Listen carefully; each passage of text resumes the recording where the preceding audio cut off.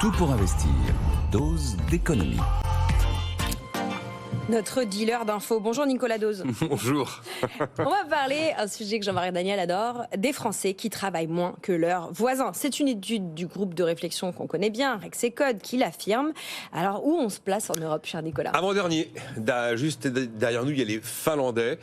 Et ça se dégrade. On est à 1668 heures par an de travail pour les gens à temps complet. 124 heures de moins que la moyenne de l'Europe. À peu près le même nombre d'heures en moins comparé aux Allemands. Les Allemands sont dans la moyenne de l'Europe. Et puis le constat de Rexecode reste valable aussi si on regarde, si on ajoute au temps complet les temps partiels. On a beaucoup moins de gens à temps partiel en France que dans les autres pays. Ils sont un peu au-dessus de la moyenne européenne, les temps partiels, mais très peu. Et donc, oui, effectivement, les Français travaillent moins que leurs voisins. C'est une fois de plus confirmé. C'est une étude que Rexecode sort tous les ans en l'actualisant. Bon, comment on explique cet écart entre la France et donc tous les pays qui est au-dessus? Alors, je pourrais remonter au ministère du Temps Libre, 1980-1984. Bon, on a deux grands marqueurs structurels historiques qui sont d'abord, le plus proche de nous, les fameuses lois Aubry, 1998-2000, on fait une loi pour réduire le temps de travail. Bizarrement, ça réduit le temps de travail. Voilà. Et donc, à partir des lois Aubry, début des années 2000, c'est là où les Français tombent définitivement en dessous de 1700 heures par an. Et puis c'est là aussi où on a accumulé des montagnes de milliards d'allègements de cotisations. C'est comme la loi Aubry venait attaquer la compétitivité des entreprises, on a subventionné derrière pour éviter de bousiller l'emploi. L'autre marqueur très structurel, mais beaucoup plus ancien, 1981, François Mitterrand qui passe la retraite de 65 ans à 60 ans. Et voilà, vous avez deux éléments constitutifs d'un pays qui va moins travailler. Ce sont des explications structurelles. Après, pourquoi là ça se dégrade? Il y a un élément qui nous différencie des autres pays, ce sont les congés. Notamment, on a plus de congés, on a des conventions collectives qui sont parfois assez généreuses, mais la vraie nouveauté sont les arrêts maladie. Les arrêts maladie et l'absentéisme qui a littéralement explosé, l'absentéisme en 2022, et c'est pas en train de s'améliorer. Voilà les éléments qui expliquent que la France travaille encore moins que ses voisins. Alors le nombre d'heures, c'est une chose, mais ce qui compte finalement, c'est ce qu'on fait pendant ces heures-là. Ah oui, non, mais c'est vrai, on est d'accord que c'est pas parce qu'on travaille comme des brutes un nombre incroyable d'heures qu'on est forcément géniaux, parce que ceux qui travaillent le plus en Europe sont les Roumains, les Grecs et les Polonais. Je suis pas sûr qu'on ait tous envie de devenir Roumains en termes de relations au travail. Alors il y avait la grande idée, parce que la clé, bien sûr, c'est la productivité. Et alors la grande idée, quand on évoquait ces histoires de temps de travail, ceux qui généralement essayaient de balayer ce type d'études disaient oui, mais on est plus productif que les autres, on est plus productif que les autres. En plus, ça a été vrai pendant très longtemps. Seulement, ça ne l'est plus. Ça ne l'est plus, au contraire, depuis maintenant 4 ans.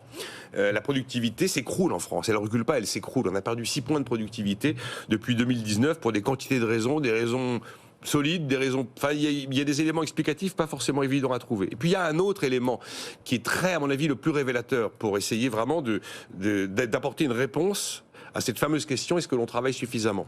Cette fois-ci, il s'agit de regarder le nombre d'heures travaillées par habitant. Pas les 1668 heures par an pour quelqu'un à temps complet. Combien on travaille d'heures par habitant?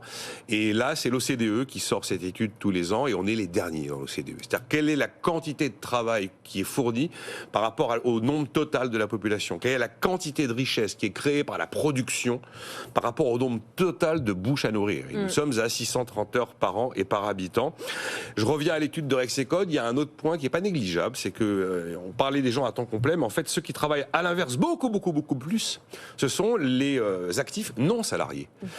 Les travailleurs non salariés travaillent 63 heures de plus que la moyenne européenne, 571 heures de plus que les Français salariés. Ça fait 11 heures de plus par semaine. Qui sont ces gens? Les artisans, les commerçants, les indépendants, les professions libérales. Voilà. Les 35 heures en 2 jours, comme disait mon père. Bon, la conclusion de tout ça, c'est qu'il faut que les Français travaillent plus. Ah, évidemment qu'il faut que les Français travaillent plus. Alors attention, quand on dit travailler plus, ça ne veut pas dire qu'on va demander à celui qui a un job, qui est déjà actif, de renoncer à un jour férié, de venir travailler le dimanche, de renoncer à ses RTT. Ça ne veut pas dire qu'on va abolir les 35 heures. Si on devait abolir les 35 heures, ça aurait déjà été fait.